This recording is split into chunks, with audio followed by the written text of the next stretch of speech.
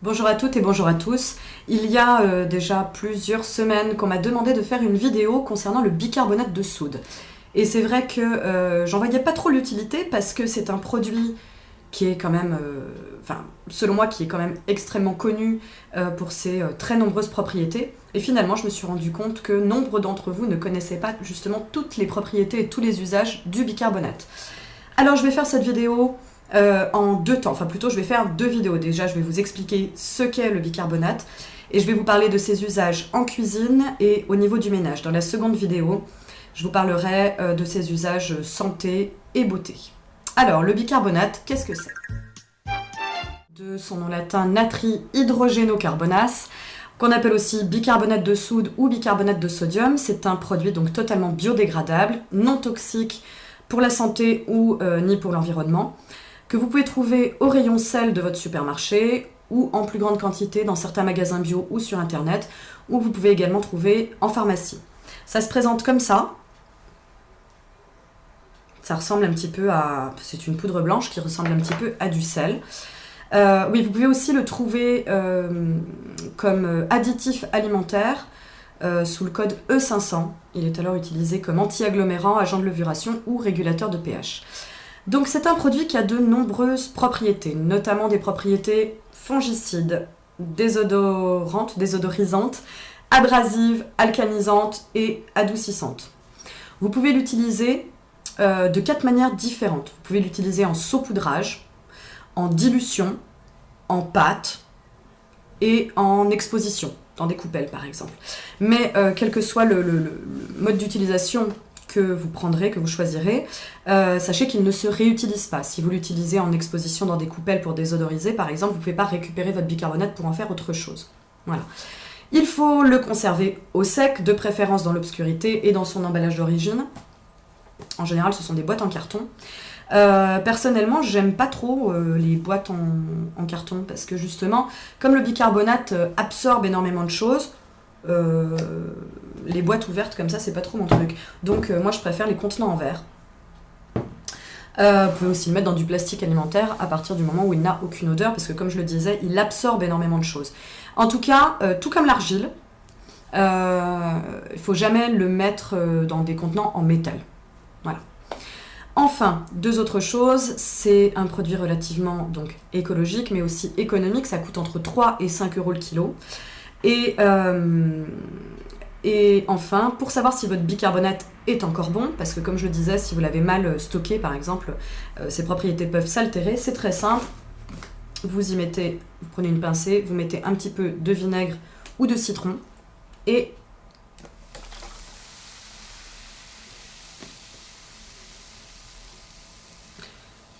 si ça mousse et que ça crépite, je vais essayer de ne pas en mettre partout, c'est qu'il est encore bon et donc utilisable.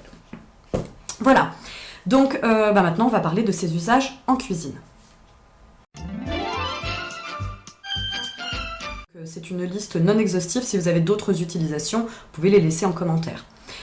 Tout d'abord, vous pouvez l'utiliser pour remplacer la levure dans certaines pâtisseries. Dans les crêpes, dans les gâteaux, et vous pouvez également, on dit qu'il faut rajouter une pincée de sel pour monter des blancs en neige, vous pouvez rajouter une petite pincée de bicarbonate. Il faut faire attention à garder quand même la main légère, parce que sinon ça peut laisser un petit arrière-goût. Là où je l'utilise le plus finalement, c'est pour rincer les légumes et les fruits non bio, pour les débarrasser des pesticides. Il faut les faire tremper dans de l'eau avec du bicarbonate avant de les rincer, donc on va dire 2 litres d'eau et une cuillerée à soupe de bicarbonate. D'ailleurs, à ce propos, en Italie, après la catastrophe de Tchernobyl, le ministère de la Santé a recommandé de laver les fruits et les légumes à l'eau et au bicarbonate pour les débarrasser des particules radioactives.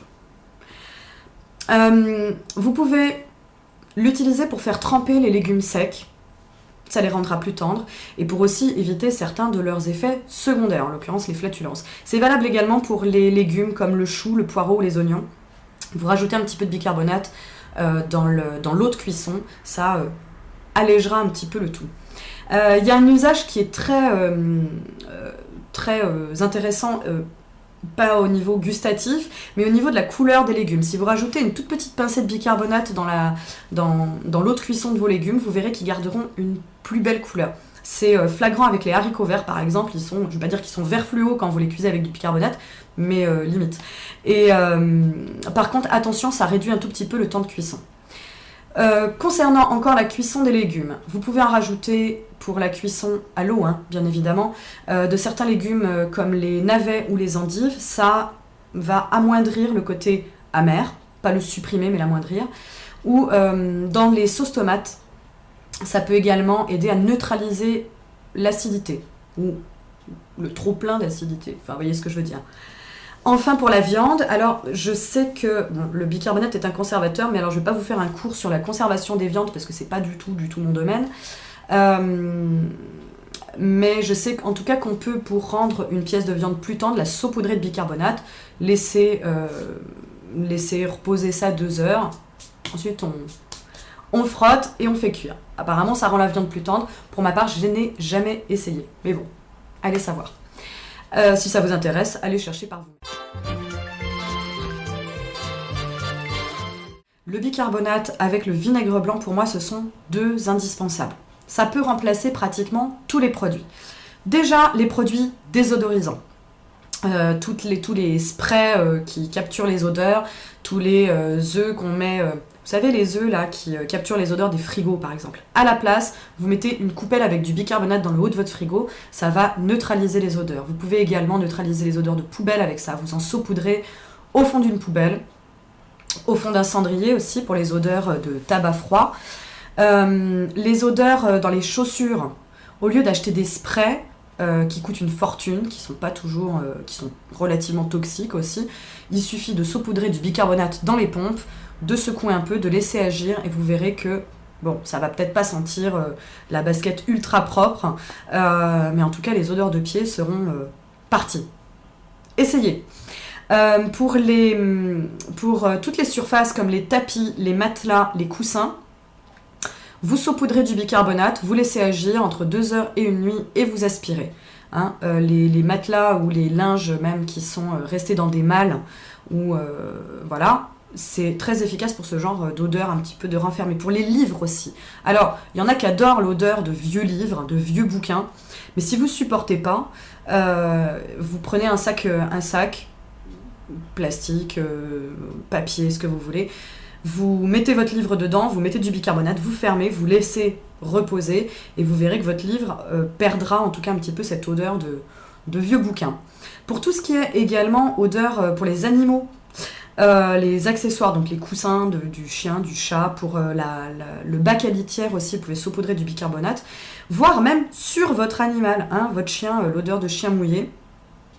Vous pouvez tout à fait le saupoudrer lui-même de bicarbonate et frotter et vous verrez, le bicarbonate va tomber tout seul et je vous rassure, hein, c'est pas du tout toxique. Bon, j'espère que je vais pas avoir la SPA au dos. Non, sérieusement, il y a aucun problème avec ça. Pour les contenants d'eau aussi, alors les gourdes, les poches, ce genre de trucs, parfois ça prend un sale goût. Vous pouvez mettre de l'eau avec du bicarbonate dedans, vous laissez un petit peu agir, pareil, 2 heures, 1 nuit, et vous rincez. Voilà. Pour les canalisations, bien sûr, ça a une action non seulement désodorisante, mais aussi nettoyante. Pour cette action nettoyante, il suffit de mettre une cuillerée à soupe de bicarbonate dans la bonde de votre évier, de votre lavabo, de votre baignoire, et ensuite vous mettez du vinaigre, de préférence chaud. Vous verrez, ça va mousser, un petit peu comme l'expérience que j'ai faite tout à l'heure. Et ça va donc désodoriser, mais en plus ça va accrocher toutes les saloperies, en l'occurrence la graisse. Parce que sur la graisse, le bicarbonate a une action absolument extraordinaire. Donc pour nettoyer les canalisations, au lieu d'acheter ces trucs à la soude qui coûtent mais très cher et qui sont hyper toxiques, bicarbonate, vinaigre, ça suffit amplement si vous le faites régulièrement. Donc concernant son action nettoyante, donc pour les graisses, c'est absolument génial. Donc vous pouvez faire une pâte bicarbonate plus eau que vous mettez sur une éponge. Pour nettoyer le four, c'est pareil, c'est bien mieux que tous les sprays pour nettoyer le four qu'on vous vend dans le commerce, qui pareil coûtent très très cher et qui sont extrêmement toxiques.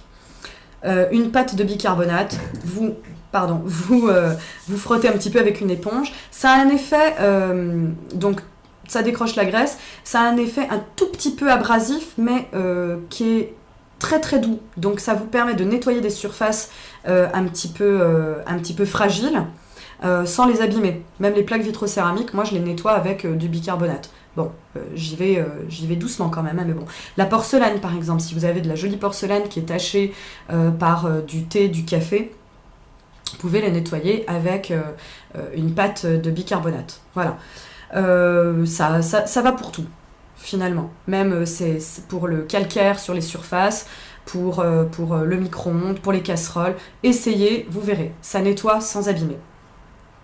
Enfin, pour le linge, ça a une action désodorisante, blanchissante, ça ravive les couleurs et une action aussi adoucissante. Rajoutez régulièrement une cuillerée à soupe de bicarbonate de soude donc dans vos machines. Vous verrez, j'espère en tout cas, la différence. Moi, là où je l'utilise beaucoup pour le linge, c'est quand je lave des fringues neuves.